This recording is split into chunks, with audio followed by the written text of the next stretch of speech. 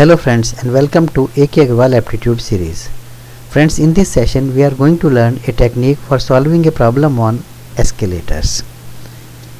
Here the given problem is a person decided to walk down the escalator of a station. He found that if he walks down 10 steps, he requires 15 seconds to reach the bottom. However, if while coming down he steps up 10 steps, he would require 30 seconds to get to the bottom. Find out the height of the stairway in steps.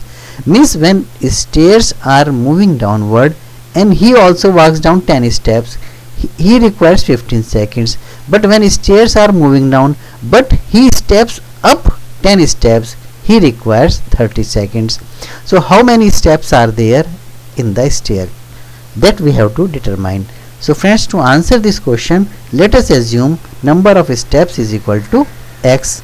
So whether the person is moving downward or upward, every time speed of the stairway remains constant. So speed of the escalator is equal to, in first case he walks down 10 steps, means escalator will be moving 10 steps less. So speed is equal to x minus 10 divided by 15, because it takes 15 seconds to reach the bottom. This must be equal to, if he while coming down he steps up 10 steps, means he is moving against the direction of escalator. It means the escalator will travel a distance x plus 10 in 30 seconds.